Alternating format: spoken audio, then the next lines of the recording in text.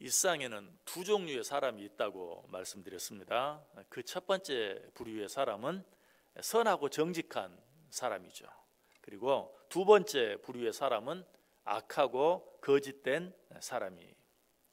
그런데 시인은 지난 시간에 생각한 4절에서 첫 번째 부류의 사람, 즉 선하고 정직한 사람을 위해서 하나님께 기도했어요.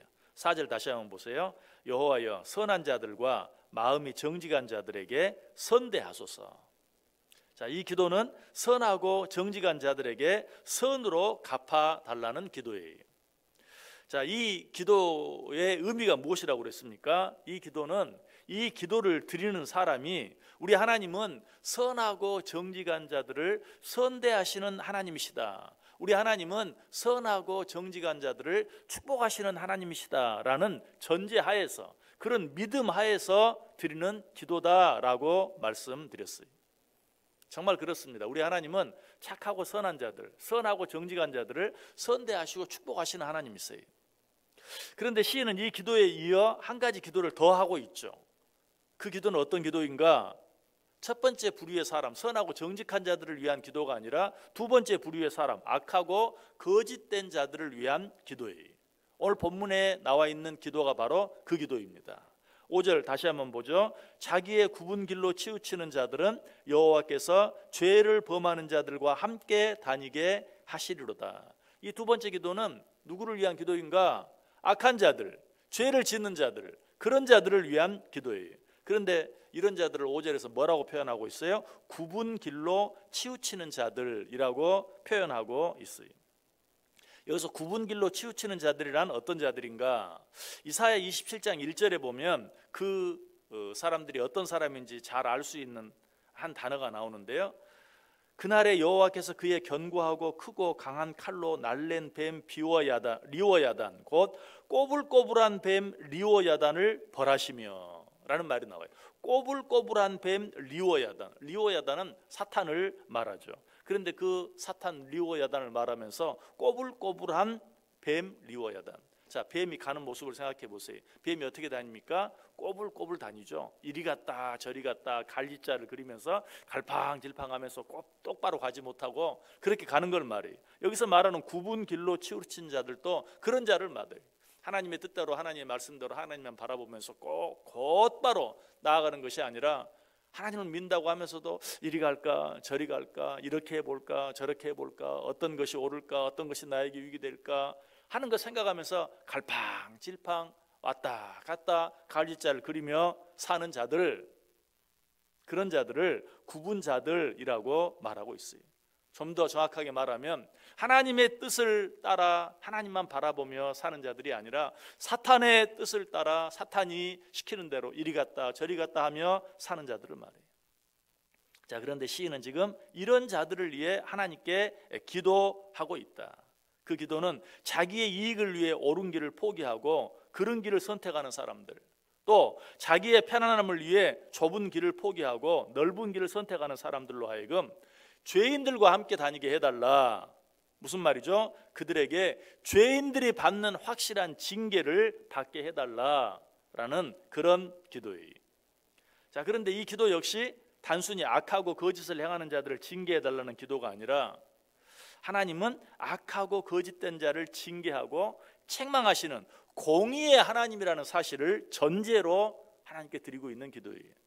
역시 맞습니다. 우리 하나님이 착하고 선한 자들, 선하고 정직한 자들을 선대해 주시고 그들을 축복하시는 것이 당연한 것처럼 우리 하나님은 잘못된 길로 가는 자들, 거짓되고 죄악된 자들, 굽은 길로 치우치는 자들, 이런 자들을 징계하시는 것이 역시 또 당연한 것이라는 사실을 우리에게 말씀해 주고 있어요. 자, 그러나 이유가 어쨌든 이 죄인을 용서해 달라는, 지금 시인이 드리는 기도는 죄인을 용서해 달라는 기도가 아니라 죄인을 징계해 달라는 기도인데, 과연 이런 기도도 기도라고 말할 수 있는가? 아무리 죄를 지었다 할지라도 하나님 용서해 주세요, 하나님 사랑해 주세요, 이렇게 기도해야지 하나님 저들을 징계해 주세요 라고 하는 그런 기도를 기도라고 할 수 있는가? 그럼에도 불구하고 시인이 이렇게 기도하고 뿐만 아니라 이런 기도가 성경에 기록되어 있는 이유가 무엇일까? 그 첫 번째 이유는 그것이 진리이기 때문입니다. 시편 62편 12절에 보면 주여 인자함은 주께 속하오니 주께서 각 사람이 행한 대로 갚으심이니이다. 우리 하나님은 행한 대로 갚으신 하나님이에요. 예레미야 51장 24절에도 너희 눈앞에서 그들이 시온에서 모든 악을 행한 대로 내가 바벨론과 갈대아 모든 주민에게 갚으리라. 이사야 3장 11절도 말합니다. 악인에게는 화가 있으리니 이는 그의 손으로 행한 대로 그가 보응을 받을 것임이니라. 골로새 3장 25절도 불의를 행하는 자는 불의의 보응을 받으리니. 마태복음 16장 27절도 말합니다. 인자가 아버지의 영광으로 그 천사들과 함께 오리니 그때 각 사람이 행한 대로 갚으리라. 행한 대로 갚으시고 보응하시는 것, 그것이 하나님의 뜻이다. 자, 마지막 한 구절 우리 같이 한번 읽어볼까요? 로마서 2장 6절에서 8절까지 있는 말씀. 시작. 하나님께서 각 사람에게 그 행한 대로 보응하시되 참고 선을 행하여 영광과 존귀와 썩지 아니함을 구하는 자에게는 영생을 하시고 오직 당을 지어 진리를 따르지 아니하고 불의를 따르는 자에게는 진노와 분노로 하시리라. 이것이 하나님의 뜻이고 이것이 하나님의 방법이다. 오늘 본문에 마치 저주와 같은 무서운 내용의 기도가 기록된 이유는 죄인들에 대한 미움과 분노를 쏟아놓는 것이 아니라 진리가 진리로 이루어지기를 바라는 소원을 아뢰고 있는 것이, 이것이 마치 저주와 같은 악담과 같은 기도가 오늘 본문에 기록되어 있는 이유다. 또 한 가지 이런 무서운 말씀이 성경에 기록되어 있는 두 번째 이유는 무엇인가? 그것은 하나님께서 죄를 얼마나 미워하고 싫어하시는가 하는 것을 보여주기 위함이. 시편 1절 6절에 보면 무릇 의인들의 길은 여호와께서 인정하시나 악인들의 길은 망하리로다. 또 시편 11편 5절 6절에도 여호와는 의인을 감찰하시고 악인과 폭력을 좋아하는 자를 마음에 미워하시도다. 악인에게 그물을 던지시리니 불과 유황과 태우는 바람이 그들의 잔에 소득이 되리로다. 악한 자들을 미워하고 악과 죄를 미워하는 것, 이것이 하나님의 뜻이요 이것이 하나님의 모습인 것을 우리에게 가르쳐주기 위해서 이런 무서운 말씀을 성경에 기록하고 있다. 자, 역시 마지막 구절은 같이 한번 읽어볼까요? 시편 25편 3절 말씀 같이 읽습니다. 주를 바라는 자들은 수치를 당하지 아니하려니와 까닭 없이 속이는 자들은 수치를 당하리이다. 왜? 하나님이 죄를 미워하시기 때문에. 정말 무서운 말씀들이죠. 그런데 하나님께서 이처럼 무섭게 말씀하실 뿐만 아니라 그 말씀을 성경에 기록까지 해놓으신 이유는 하나님께서 죄를 그만큼 미워하고 싫어한다는 사실을 우리로 하여금 알게 하기 위해서. 자, 그런데 이런 말씀이 성경에 기록되어 있는 보다 중요한 이유가 한 가지 더 있어요.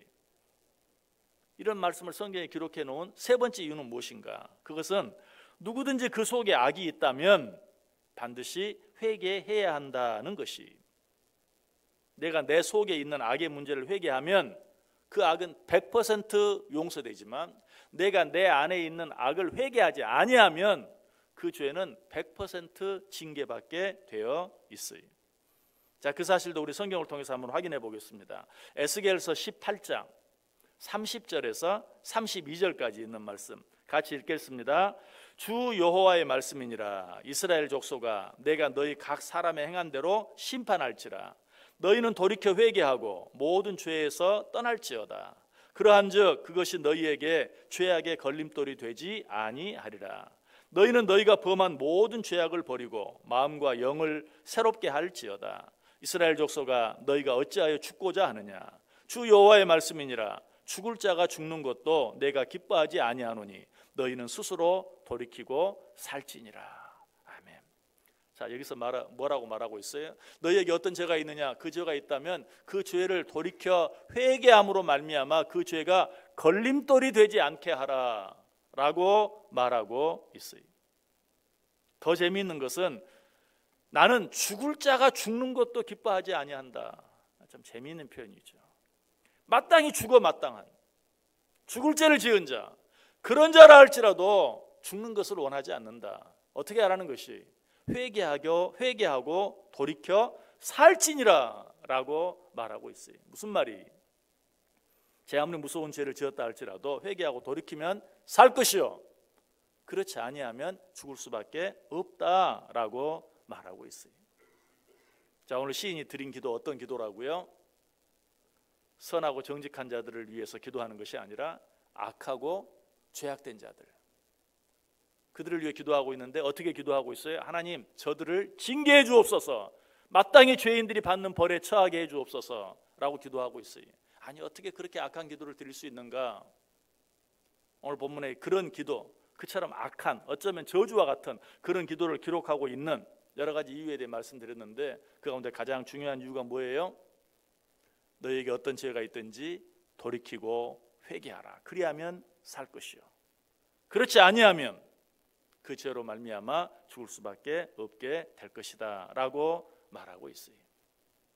여러분, 오늘 하루도 하나님께서 우리에게 주시기를 원하시는 참 기쁨과 평안과 자유함과 쉼을 누리며 살기를 원하십니까? 우리 안에 어떤 죄가 있는지 다시 한번 돌이켜보고, 혹시라도 그러한 죄가 있다면 하나님 앞에 내어놓고 돌이키고 회개할 수 있어야 한다. 그렇게 하기만 하면 죽을 죄를 지었다 할지라도 하나님께서 그러한 자들에게 참 기쁨과 평안과 안식의 삶을 살 수 있는 그러한 기회를, 은혜를, 축복을 다시 한번 우리에게 허락해 주신다는 것을 말씀해 주고 있어요. 저와 여러분의 이 하루가 그런 하루가 되어줄 수 있기를 원해요. 우리 안에는 다 악한 죄들이 있어요. 마땅히 회개해야 할, 돌이켜야 할, 내가 알고 있는 그런 죄들이 있어요. 그럼에도 불구하고 돌이키지 못함으로 말미암아 하나님 우리에게 주시기를 원하시는 참 기쁨과 평안을 누리지 못하고 살아갈 때가 많아요. 그 모든 것들을 하나님 앞에 다 내어놓음으로 말미암아 주님이 우리에게 주시기를 원하시는 그 은혜, 그 축복을 이 하루도 풍성히 누리며 살아가는 복된 하루 꼭 되실 수 있기를 주님의 이름으로 간절히 축원합니다.